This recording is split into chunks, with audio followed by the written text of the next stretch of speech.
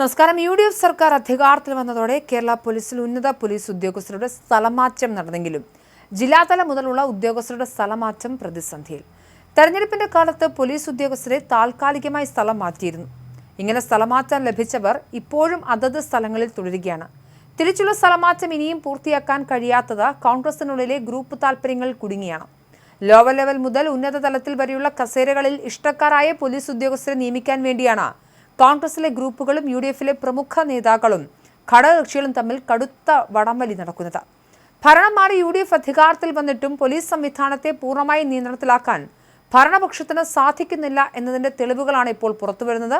സംസ്ഥാനത്തെ ക്രമസമാധാന ചുമതലയുള്ള പ്രധാന സ്റ്റേഷനുകളിലും സബ് ഡിവിഷനുകളിലും തങ്ങളുടെ വിശ്വസ്തരായ ഉദ്യോഗസ്ഥരെ തിരികെ കയറ്റാൻ കോൺഗ്രസിലെ വൻതോക്കുകളായ KC വേണുഗോപാൽ, രമേശ് ചെന്നിത്തല, VD സതീശൻ പക്ഷക്കാർ വെവ്വേറെ ലിസ്റ്റുകളുമായി രംഗത്തുള്ളതാണ് പ്രതിസന്ധിക്കിടയാക്കുന്നത്.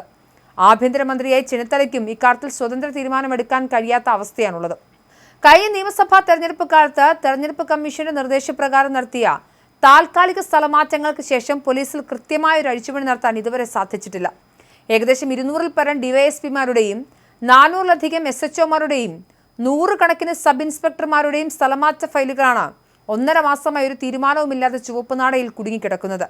DCC പ്രസിഡന്റുമാരുടെ ഔദ്യോഗിക ലിസ്റ്റിന് പുറമെ KCയുടെ ഓഫീസിൽ നിന്നും വേറെ ലിസ്റ്റ്, ആർച്ചിയുടെ ഒപ്പമുള്ളവരുടെ മറ്റൊരു ലിസ്റ്റ്, VDയുടെ പ്രത്യേക ശുപാർശകൾ, പ്രാദേശിക MLAമാരുടെ കത്തുകൾ എന്നിങ്ങനെയാണ് ഫയലുകൾ നീങ്ങുന്നത്.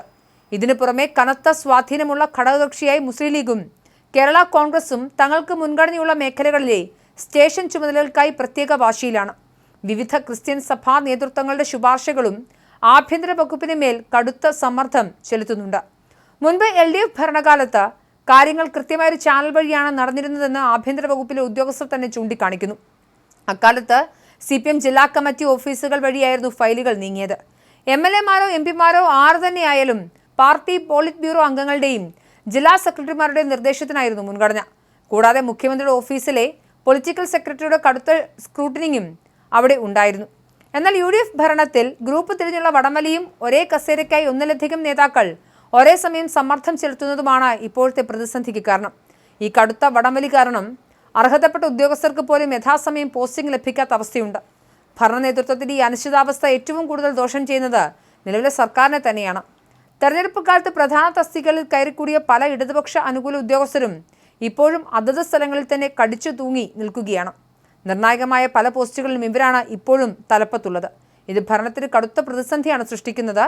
താഴെത്തട്ടിലെ ക്രമസമാധാന പാലനവും ഇതോടെ വെല്ലുവിളി നേരിടുന്നുണ്ട്. സ്ഥലമാറ്റം പ്രതീക്ഷിക്കുന്നവർ കാര്യമായി ജോലിയെടുക്കാനും തയ്യാറാകുന്നില്ല. അതേസമയം സർക്കാരിനെ മോശമാക്കുന്ന രീതിയിലുള്ള പല തീരുമാനങ്ങളും താഴെത്തട്ടിലെ ഉദ്യോഗസ്ഥർ കൈക്കൊള്ളുന്നതായും ആരോപണമുണ്ട്. സ്പെഷ്യൽ ബ്രാഞ്ച് ഇന്റലിജൻസ് ഉൾപ്പെടെയുള്ള അതീവ രഹസ്യ വിവരങ്ങളും ഫയലുകളും പ്രതിപക്ഷ ചേരിയിലേക്ക് ചോർത്ത് നൽകുന്ന വലിയൊരു വിഭാഗം ഉദ്യോഗസ്ഥരുമുണ്ട്. അഴിച്ചുപണി എത്രത്തോളം താമസിക്കുന്നുവോ അത്രത്തോളം ഇത് സർക്കാരിന് തിരിച്ചടിയാകുന്ന അവസ്ഥയാണ്. സ്ഥലമാറ്റ ലിസ്റ്റിൽ ആരുടെയൊക്കെയോ ആളുകൾ ഇടം പിടിക്കും എന്നതിനെ ആശ്രയിച്ചിരിക്കും പാർട്ടിയിലെ പുതിയ ശക്തിബലങ്ങൾ. എന്തായാലും നേതാക്കളുടെ കടുംപിടുത്തം കാരണം ഒരിടത്തും ഉറച്ചു നിൽക്കാനാവാത്ത സ്ഥിതിയിലാണ് പോലീസ് ഉദ്യോഗസ്ഥർ.